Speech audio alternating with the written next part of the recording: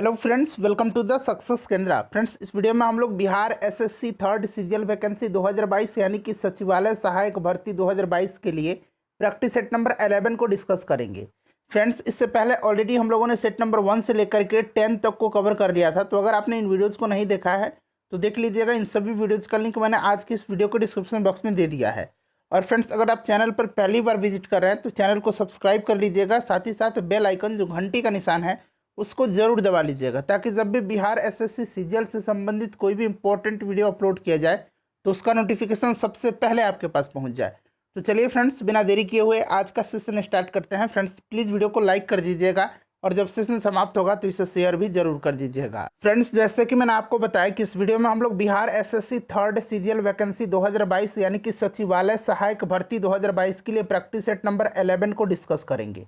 तो चलिए फ्रेंड्स, आज का सेशन स्टार्ट करते हैं। फ्रेंड्स, प्लीज़ पहले वीडियो को लाइक कर दीजिएगा। आज के सेशन का पहला प्रश्न पढ़ेंगे। पहला प्रश्न है कि बिहार में निम्नलिखित में से कौन रेशम यानी कि सिल्क वस्त्र उत्पादक केंद्र है।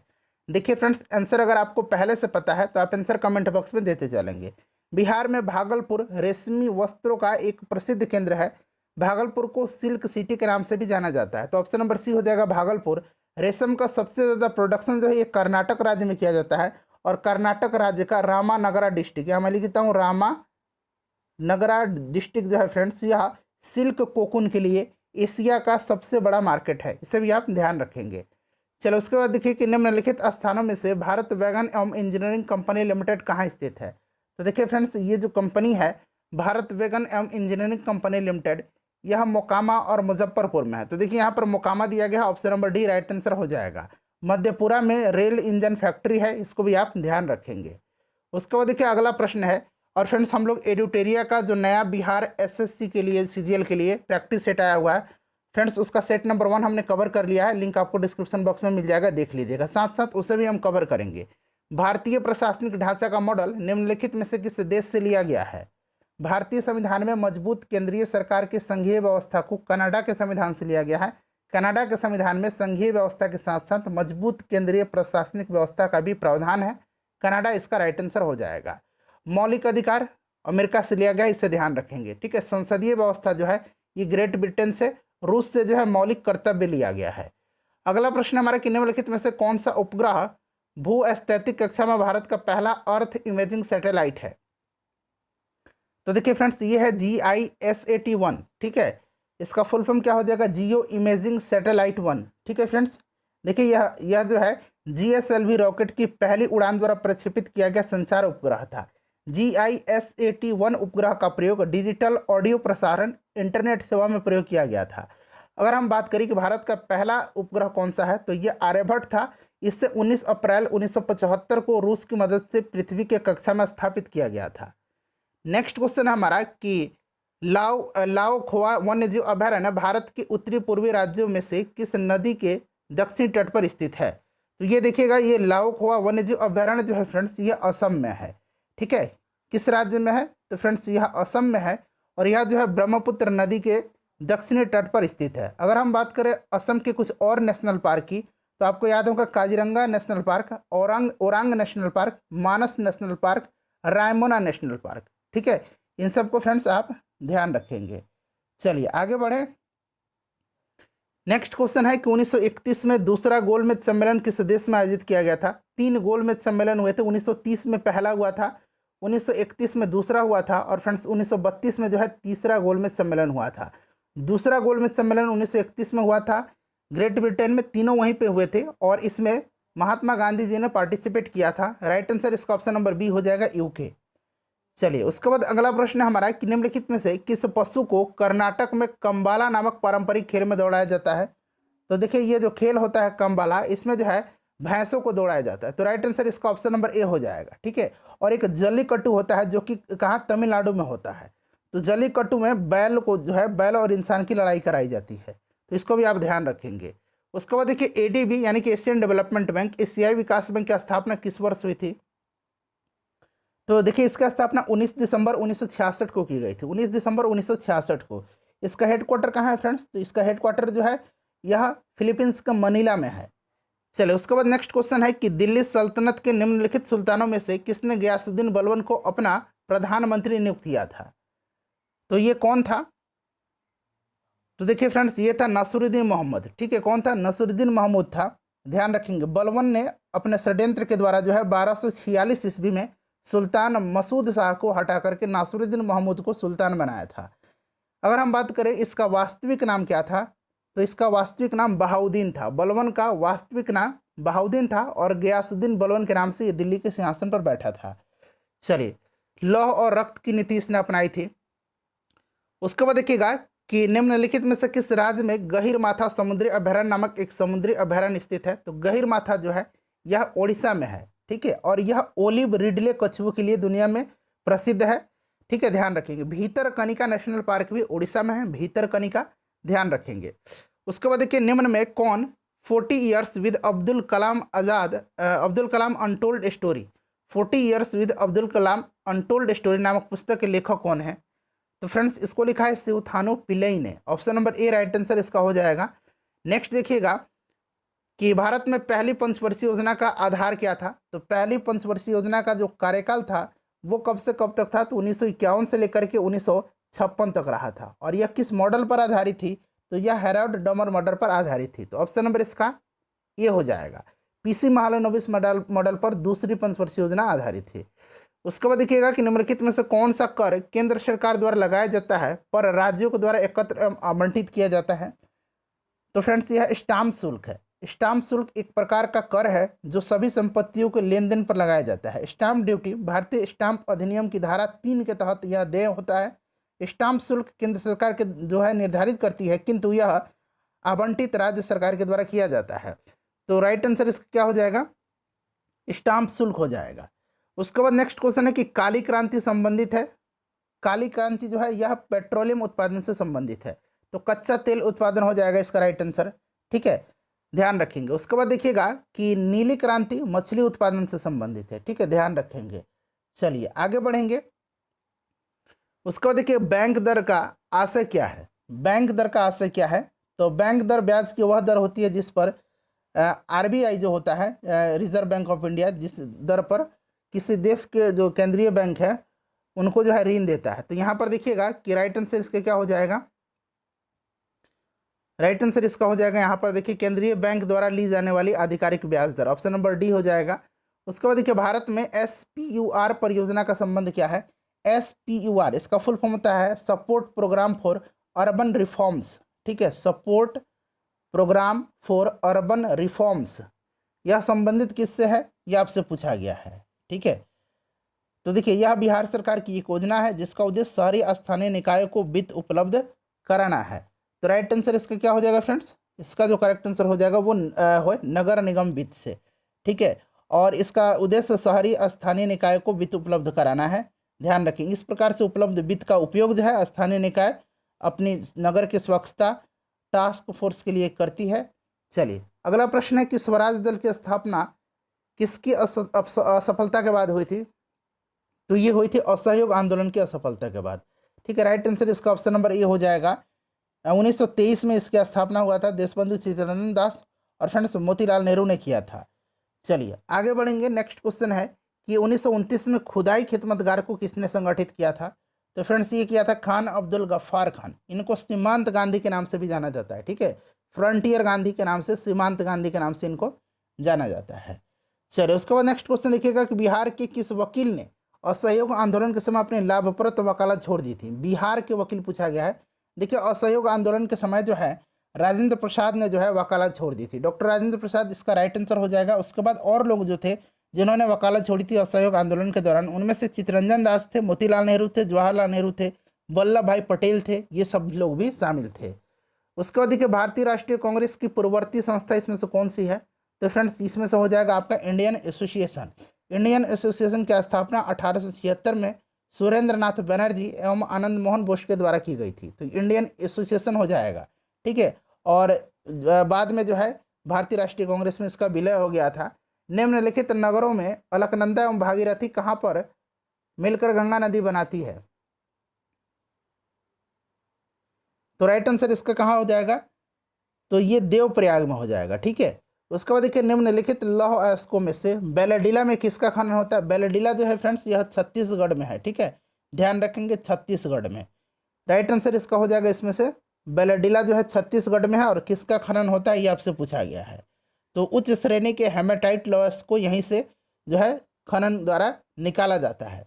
तो ये आपका हेमाटाइट हो जाएगा, हेमाटाइट ऑप्शन नंबर ए राइट आंसर इसका हो जाएगा। उसके बाद नेक्स्ट क्वेश्चन देखिएगा कि निम्नलिखित नहर प्रणालियों में से किससे बिहार के क्षेत्र में सिंचाई होती है। तो ये कौन सा है, तो फ्रेंड्स यह है त्रिवेणी नहर। ठीक है, त्रिवेणी नहर जो है यह गंडक नदी के पश्चिम चंपारण जिले में गंडक नदी के बाएं तट से निकाली गई है। 1909 में इसे प्रारंभ किया गया था। ठीक है, चलिए उसके बाद देखिएगा कि निम्नलिखित भू आकृतियों में से किसके द्वारा बिहार राज्य का उत्तर पश्चिमी भाग घिरा हुआ है। तो ये घिरा हुआ है सोमेश्वर की पहाड़ी। सोमेश्वर की पहाड़ी जो है पश्चिम चंपारण जिला में है। जलवायु परिवर्तन पर संयुक्त राष्ट्र संघ का कन्वेंशन ढांचा किससे संबंधित है, बताइए। तो 1992 में पहला पृथ्वी सम्मेलन हुआ था रियो डी जेनेरियो में, आपको याद भी होगा। ठीक है, और देखिए ये जलवायु परिवर्तन पर आयोजित संयुक्त राष्ट्र रूपरेखा सम्मेलन में ग्रीन हाउस गैसों के उत्सर्जन को न्यून करने के मुद्दे पर चर्चा हुई थी। इसका उद्देश्य वायुमंडल में ग्रीन हाउस गैस की सांद्रता को एक स्तर पर स्थिर करना, जिससे जलवायु तंत्र को मानवीय हस्तक्षेप के कारण होने वाली हानियों को बचाया जा सके। तो देखिए इसका जो करेक्ट आंसर हो जाएगा वो आपका यहाँ पर देखिएगा ऑप्शन नंबर डी में दिया गया है, ग्रीन हाउस गैसों के उत्सर्जन में कमी। उसके बाद नेक्स्ट क्वेश्चन देखिएगा कि ईरान पाकिस्तान गैस पाइपलाइन को निम्न नाम से जाना जाता है। तो फ्रेंड्स इसको जाना जाता है पीस पाइपलाइन के नाम से, पीस पाइपलाइन के नाम से। ठीक है, तो यहाँ पर देखिए शांति पाइपलाइन है, इसको आईपी गैस पाइपलाइन के रूप में भी जाना जाता है। आईपी गैस पाइपलाइन के नाम से भी इसे जाना जाता है, पीस। ठीक है, PEAC शांति। ठीक है, ऑप्शन नंबर इसका सी होगा करेक्ट आंसर। चलो उसके बाद देखिएगा कि भारत के किस राज्य में भारत का प्रथम तथा एशिया का सबसे लंबा साइकिल हाईवे खोला गया है। तो फ्रेंड्स ये उत्तर प्रदेश में खोला गया है। यह 207 किलोमीटर लंबा है और यह साइकिल हाईवे इटावा और आगरा के मध्य स्थित है। तो ये उत्तर प्रदेश हो जाएगा इसका राइट आंसर। राष्ट्रव्यापी स्तनपान कार्यक्रम माँ किस संघीय, देखिए माँ किस संघीय मंत्रालय के द्वारा जारी किया गया है। तो यह जारी किया गया है किसके द्वारा, बताइए। तो केंद्रीय स्वास्थ्य और परिवार कल्याण मंत्रालय के द्वारा। ठीक है, राइट आंसर इसका ऑप्शन नंबर बी हो जाएगा, ध्यान रखेंगे। चलिए आगे बढ़ेंगे। नेक्स्ट क्वेश्चन हमारा कि कैशलेस लेन देन को बढ़ावा देने के लिए भारत सरकार के द्वारा किस समिति का गठन किया गया था। सभी ऑप्शन को देख लीजिए। तो यह जो समिति है, यह समिति जो है नीरज गुप्ता समिति है। 2016 में इसकी जो है गठन किया गया था। कैशलेस ट्रांजेक्शन को प्रोत्साहित करने हेतु केंद्र सरकार और भारतीय रिजर्व बैंक के द्वारा 2016 में नीरज कुमार गुप्ता समिति का गठन किया गया था। ठीक है, तो राइट आंसर इसका हो जाएगा कौन सा, इसमें नीरज कुमार गुप्ता समिति, ऑप्शन नंबर डी हो जाएगा इसका सही उत्तर। उसके बाद देखिए निम्नलिखित में से कौन से बॉन्ड द्वारा भारतीय संस्थान विदेशी बाजारों में से मुद्रा के बजाय रुपये में पैसा जुटा सकते हैं। तो ये मसाला बॉन्ड है। देखिए मसाला बॉन्ड एक ऐसा बॉन्ड है जिसके द्वारा भारतीय उद्यमी विदेशी बाजारों से रुपये में न कि विदेशी मुद्रा में धन प्राप्त कर सकते हैं। तो राइट आंसर ये मसाला बॉन्ड हो जाएगा। उसके बाद चलिए अगला प्रश्न करेंगे कि अखिल भारतीय किसान कांग्रेस का गठन किया गया था। तो इसका गठन किया गया था 1936 में, 11 अप्रैल 1936 को जो है इसका गठन लखनऊ में किया गया था। इसके अध्यक्ष पहले जो थे स्वामी सहजानंद सरस्वती थे और इसके सचिव जो थे ये NG रंगा थे। तो आपका ऑप्शन नंबर ए हो जाएगा। उसके बाद देखिए वर्ष 2005 में सूचना के अधिकार, राइट टू इन्फॉर्मेशन की परिपाटी में अग्रणी व्यक्ति कौन है, बताइए। राइट आंसर इसका क्या हो जाएगा। तो देखिए फ्रेंड्स इसका जो करेक्ट आंसर हो जाएगा वो अरुणा राय हो जाएगा। ठीक है, अरुणा राय हो जाएगा। 2005 में अरुणा राय ने सूचना का अधिकार को परिपाटी में लाने के लिए बहुत प्रयत्न किया था, जिसके फलस्वरूप सूचना के अधिकार का जो विधेयक था उसको पारित किया गया था 2005 में। ध्यान रखेंगे। सुरेंद्र नाथ बनर्जी को किस वर्ष भारतीय सिविल सर्विसेज से हटाया गया था। तो देखिए सुरेंद्र नाथ बनर्जी 1869 में भारतीय लोक सेवा प्रतियोगी परीक्षा में सफलता पाने वाले दूसरे भारतीय बने थे। ठीक है, और उन्हें जो है फ्रेंड्स या जो अभी सिलहट जो है अभी वर्तमान में बांग्लादेश में, वहीं पर इन्हें असिस्टेंट मजिस्ट्रेट के पद से जो है छोटी सी गलती के कारण हटा दिया गया था 1800, बताइए कब, 74 में, 1874 में। Option number B, option number A इसका राइट आंसर हो जाएगा। निम्नलिखित में से कौन सा जोड़ा गलत है। तो यहाँ पर देखिए रामचरितमानस वाल्मीकि ये गलत दिया गया है। ठीक है, रामचरितमानस जो है इसके रचनाकार गोस्वामी तुलसीदास हैं। तुलसीदास जो है फ्रेंड्स ये अकबर और जहांगीर के समकालीन थे। Option number C right answer हो जाएगा। वाल्मीकि जी जो थे ये रामायण के रचनाकार हैं। उसके बाद देखिए निम्नलिखित राज्यों में से किस राज्य का अधिग्रहण लॉर्ड डलहौजी के द्वारा लैप्स की नीति के अंतर्गत नहीं किया गया था। डॉक्ट्रिन ऑफ लैप्स आपने पढ़ा है फ्रेंड्स, ठीक है। तो फ्रेंड्स देखिए, ये सबसे पहले 1848 में सतारा को जो है विलय किया गया था। इसके बाद संबलपुर, उदयपुर, झांसी और नागपुर का विलय किया गया था। इसमें से पूछा गया है कि किसका नहीं किया गया था, तो राइट आंसर इसमें से दिल्ली हो जाएगा। उसके बाद देखिएगा कि फ्लोरेंस नाइटिंगेल का नाम किस युद्ध से संबंधित है। फ्लोरेंस नाइटिंगेल कहा जाता है, इनका जन्म जो है कहाँ हुआ था, फ्लोरेंस नाइटिंगेल का। तो देखिए फ्रेंड्स, इनका जो जन्म हुआ था, इनका जन्म इटली के फ्लोरेंस शहर में हुआ था, ठीक है। और ये इटली की निवासी थी और क्रीमियन युद्ध में इन्होंने नर्स का कार्य किया था और घायल सैनिकों को इन्होंने सेवाएं दी थी। इन्हें लेडी विद द लैम्प के नाम से भी जाना जाता है, ठीक है। फ्लोरेंस नाइटिंगेल को लेडी विद द लैम्प के नाम से जाना जाता है। क्रीमियन युद्ध हो जाएगा। उसके बाद देखिए, संयुक्त राष्ट्र संघ के खाद्य एवं कृषि संगठन FAO, food and agriculture organisation का जो है मुख्यालय कहाँ है। इसकी स्थापना याद रखेंगे 16 अक्टूबर 1945 को हुई थी, ठीक है। कहाँ पर की गई थी, तो क्यूसेक कनाडा में इसकी स्थापना की गई थी। इसका हेडक्वार्टर जो है वो कहाँ पर है फ्रेंड्स, तो ये इटली के रोम शहर में। Option number D right answer हो जाएगा। उसके बाद के रूसी क्रांति के जनक कौन थे। रूसी क्रांति के जनक, रूस की क्रांति 1917 में हुई थी और इसके जनक जो थे वो आपसे पूछा जा रहा है, तो ये लेनिन है, ठीक है। कौन है, लेनिन है। तो राइट आंसर ऑप्शन नंबर इसका क्या हो जाएगा, सी हो जाएगा।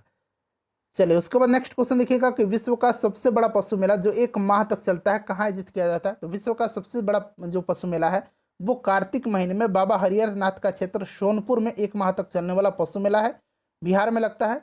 विश्व का यह सबसे बड़ा पशु मेला है, तो यह आपका हो जाएगा यहाँ पर सोनपुर। पुष्कर मेला जो है यह राजस्थान में लगता है।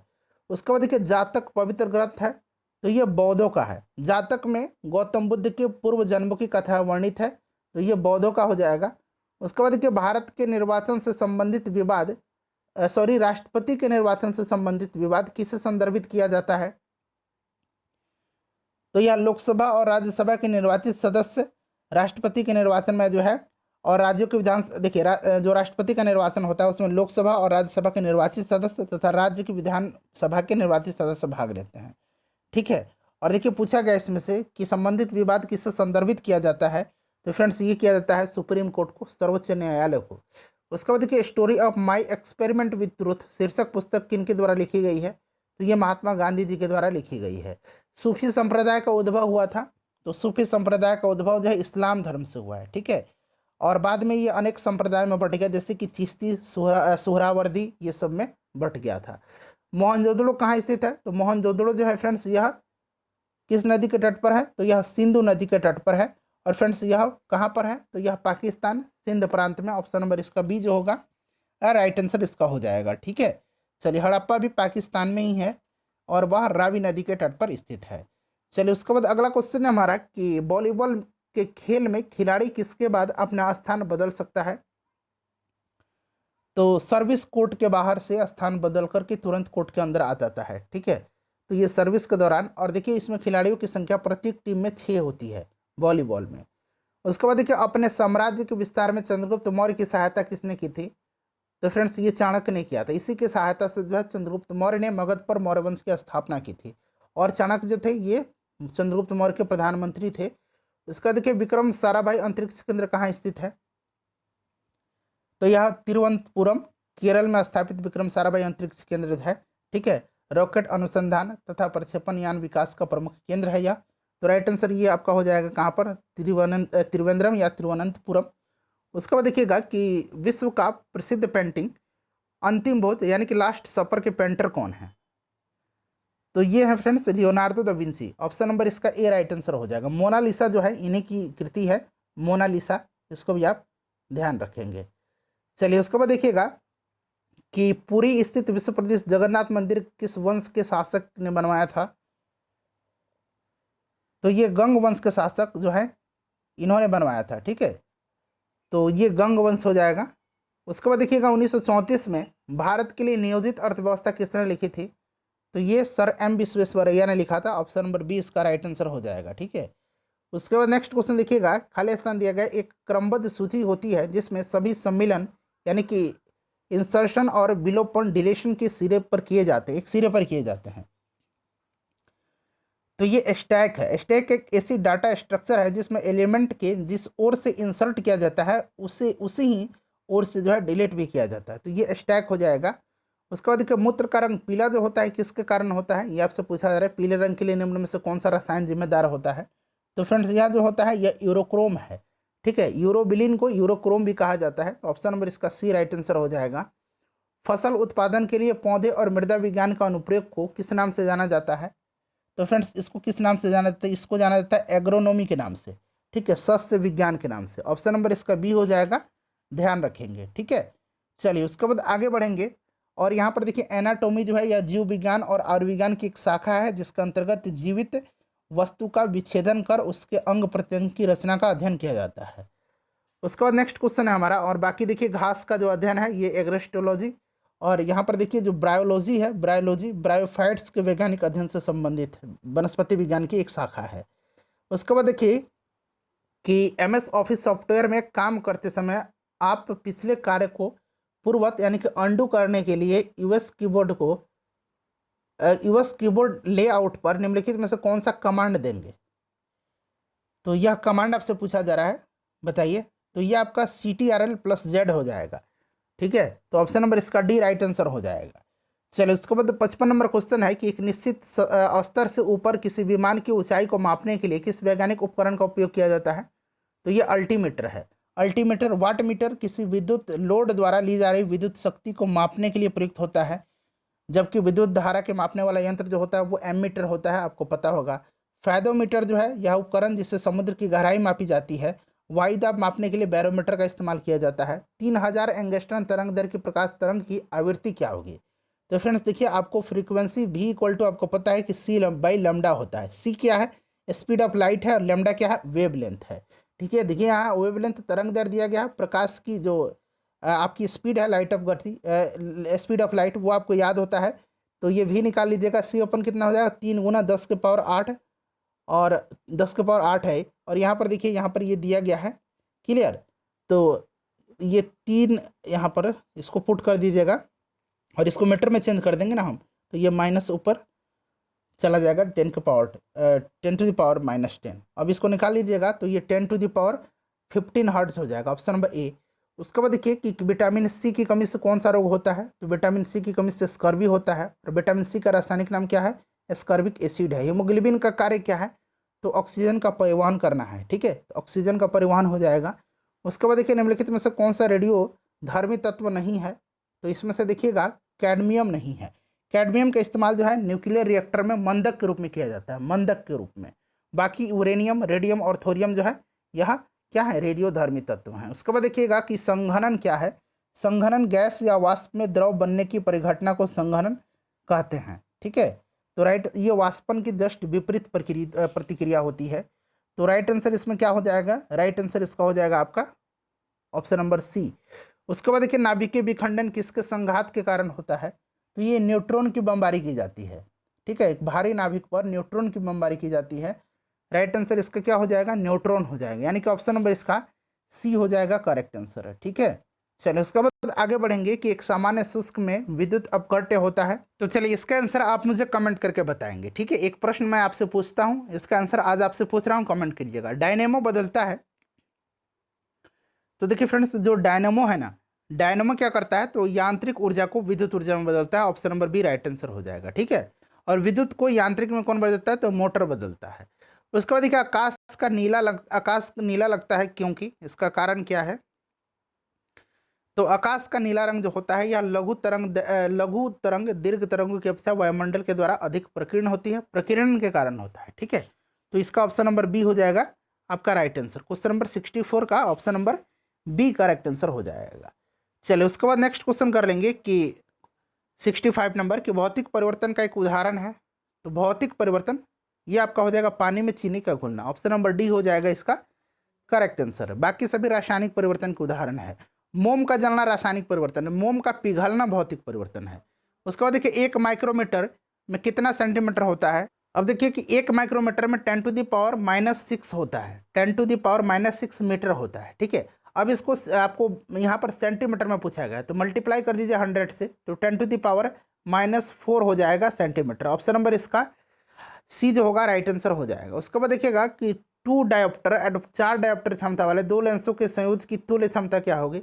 तो ये आपका 6 डायोप्टर हो जाएगा। ऑप्शन नंबर इसका ए हो जाएगा राइट आंसर, 6 डायोप्टर। उसके बाद देखिए कोणीय वेग की बीमा होती है। कोणीय वेग जो होता है फ्रेंड्स ये क्या होता है, तो ओमेगा इक्वल टू कितना होता है, तो फ्रेंड्स ये v अपॉन आर होता है। v क्या है, लीनियर वेलोसिटी है, और r क्या है, तो फ्रेंड्स r जो है ये r क्या है, तो r टोटल डिस्टेंस है। ठीक है, तो यहाँ पर देखिए वेलोसिटी मीटर पर सेकंड होता है, तो मीटर पर सेकंड l और t पर -1 हो जाएगा, और रेडियस डिस्टेंस है, मतलब दूरी, रेडियस नहीं होगा, ये r से हम डिनोट कर रहे हैं, टोटल डिस्टेंस है ये लेंथ है l हो जाएगा। तो देखिए l से l कैंसिल हो जाएगा, बचेगा ऊपर कितना, t पर पावर माइनस बचेगा -1। तो यहाँ पर देखिए ये भी जीरो, ये भी जीरो, और t पर -1, तो ऑप्शन नंबर इसका सी राइट आंसर हो जाएगा। चलिए उसके बाद आगे बढ़ेंगे कि किसी तत्व का परमाणु भार बराबर होता है, तो ये तुल्यांक भार गुना संयोजकता के बराबर होता है। तो ऑप्शन नंबर इसका सी हो जाएगा राइट आंसर। ठीक है, ध्यान रखेंगे ऑप्शन नंबर इसका सी जो होगा करेक्ट आंसर हो जाएगा। उसके बाद देखिए आधुनिक आवर्त सारणी किसने प्रस्तुत की। आधुनिक पूछा गया, केवल आवर्त सारणी पूछा जाता तब मेंडलीव हो जाता, लेकिन मॉडर्न पीरियोडिक टेबल ये मोस्ले के द्वारा जो है प्रस्तुत किया गया था। Option number C right answer हो जाएगा। ठीक है, चलिए और देखिए ये जो आधुनिक आवर्त सारणी है इसमें क्या है, तत्वों के गुण उनके परमाणु संख्या के आवर्त फलन होते हैं, और जो मेंडलीव का है उसमें क्या है, परमाणु संख्या की जगह पर क्या है, परमाणु भार के आवर्त फलन होते हैं। चलो उसके बाद देखिएगा कि पास्चराइजेशन एक प्रक्रिया है जिसमें देखिए जो पाश्चुकृत करने के लिए दूध को सामान्य तौर पर दूध को जो है 63 डिग्री सेंटीग्रेड ताप पर 30 मिनट तक रख करके शीतकों द्वारा 5 डिग्री सेंटीग्रेड तक ठंडा करने किया जाता है। इसमें क्या होता है, सब जो जीवाणु होते हैं वो नष्ट हो जाते हैं। ठीक है, तो राइट आंसर इसका क्या हो जाएगा, राइट आंसर इसका ऑप्शन नंबर सी हो जाएगा। ठीक है, ध्यान रखेंगे राइट आंसर इसका ऑप्शन नंबर सी हो जाएगा। चलिए उसके बाद देखिएगा कि एम्फीबिया बताता है, तो एम्फीबिया जो है फ्रेंड्स आपको पता होगा एम्फीबिया के बारे में, पहले से भी आपने पढ़ रखा होगा, पूरा ऑप्शन देख लीजिएगा। जल और स्थल दोनों पर ही रह सकने वाले पशु को एम्फीबियन कहा जाता है। उभयचर, मलेरिया के संबंध में कौन सा कथन सत्य नहीं है, तो यह परोपजीवी कीट के द्वारा पैदा की जाने वाली बीमारी, ये गलत है, ये परजीवी होते हैं। ठीक है, क्लियर। प्लाज्मोडियम नामक परजीवी से होता है मलेरिया रोग। वाहक जो होता है मादा एनाफिलीज मच्छर होता है, इसमें प्रभावित होने वाला जो अंग होता है वो तिल्ली होता है, शरीर का तिल्ली, और आरबीसी जो होता है ये प्रभावित होता है। इस रोग का पता सबसे पहले रोनाल्ड रॉस ने लगाया था, तो ये वाला जो है यह सही नहीं है, बाकी सभी सही है। देखिए मच्छरों के द्वारा फैलाई जाती है, दलदली क्षेत्र में अधिकतर होती है, बिल्कुल से इसके इलाज में क्लोरोक्विन का उपयोग किया जाता है, ये भी सही है। पृथ्वी तक पहुंचने के लिए सूर्य के प्रकाश से चला प्रकाश जो है पृथ्वी तक पहुंचने के लिए सूर्य से चला प्रकाश समय लेता है लगभग, तो लगभग में पूछा गया है, तो लगभग आप 8 मिनट लगा दीजिएगा, ऑप्शन नंबर सी इसका राइट आंसर हो जाएगा। 8 मिनट 16.6 सेकंड का समय लगता है। स्टेनलेस स्टील मिश्र धातु है, तो स्टेनलेस स्टील जो है यह किसका मिश्र धातु है, इसका आंसर आप कमेंट करके बता दीजिए, अपना स्कोर कमेंट करके बता दीजिए, और वीडियो को लाइक कर दीजिएगा, शेयर कर दीजिएगा। एडुटेरिया का practice set number 1 link description में मिलेगा, देख लीजिएगा।